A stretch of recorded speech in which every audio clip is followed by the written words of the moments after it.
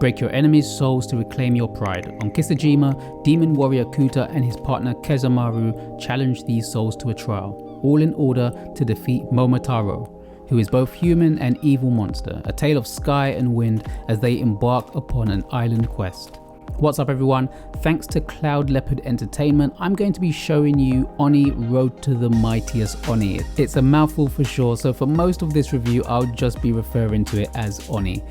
The game's narrative is centered around the story of a demon warrior called Kuta who wants to defeat all the demons on Kisajima, a small island in the middle of the ocean. Here it is said that the power that lies dormant within the local spirits can be drawn out by challenging them to trials, where ancient demons who were once defeated by Momotaro are summoned to battle. However, few have ever returned from Kisajima alive. Along the way, he meets a small girl and a ghostly companion named Kezamaru. As they team up to take on the challenges of all shapes and sizes, the player discovers more about the island's lore and the characters by collecting small crystalline structures that reveal handwritten notes or parts of the story. The game has some well executed story segments, including real-time storytelling methods such as billboard-like depictions. The game features a unique combat system, free roaming exploration, and an impressive visual design that won me over when I first saw a trailer for this title. However, despite its promising features, the game does fall short in several areas. Oni's gameplay and controls are the game's weakest aspects, I think. The player is dropped off on an island and given the freedom to run around. However, they are limited by invisible barriers at the beginning which hinder exploration. Kisajima is divided into 3 areas with a variety of challenges ranging from fighting enemies to escort missions. The player can also level up by running away from pursuing monsters like a game of tag and collecting mushrooms that grow in clusters to purchase upgraded clubs and other items from a merchant you meet. The player needs to activate 3 different lanterns before they can progress through the game's primary objective, which is defeating the Oni.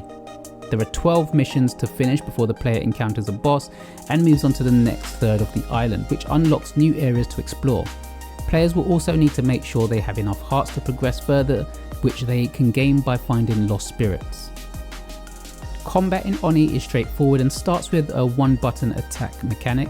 Once an enemy is knocked down, their spirit or soul can be defeated by using a different attack.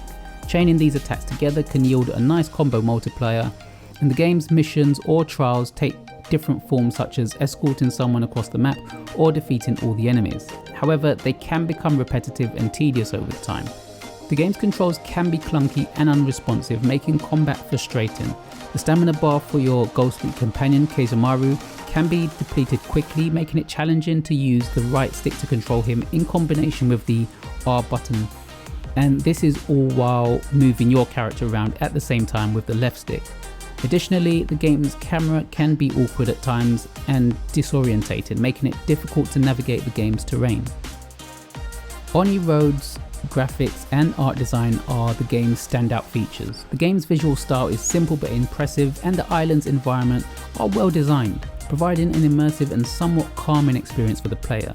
Kisajima may not be large, but the colourful artwork by Kenai Design, with its dazzling green meadows, looming forests and plains of floating megaliths, offers a unique emotional impact unlike any other action game.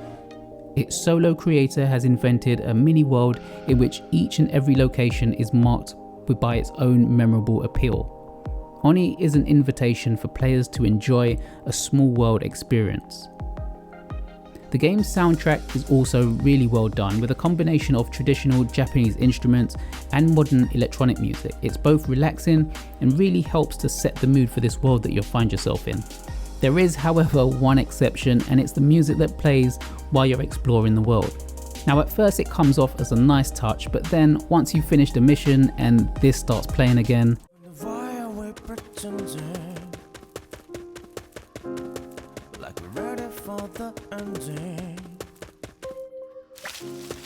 it's only the beginning. There's more to follow. It all becomes very grating, and it will definitely stick in your head whether you want it to or not. It's now stuck in my head as I record this. Having a bit of variation with the music in the overworld or music without words would have been a welcome addition. Overall, Oni Road to Be the Mightiest Oni is a game with several promising features such as its impressive visuals and unique combat system. However, the game falls short in several areas, including its clunky controls and repetitive gameplay. While the game's narrative and lore are interesting, they're not enough to really make up for the game's shortcomings. Saying all that, even though Oni wasn't quite what I was expecting, I didn't mind it. I found it to be a unique experience that I enjoyed for the most part, and I would say it's worth checking out for fans of action and adventure games looking for that unique and weirdly calming experience.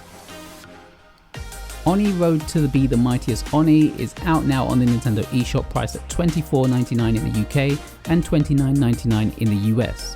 Maybe you've played it already. What do you think about it? Let me know your thoughts in the comments below. If you are on the fence, you can always wait for a sale. These games always go on sale at some point, so maybe wait for then. Thank you for watching. Don't forget to hit the like button if you like the review, subscribe for more, and I'll see you next time.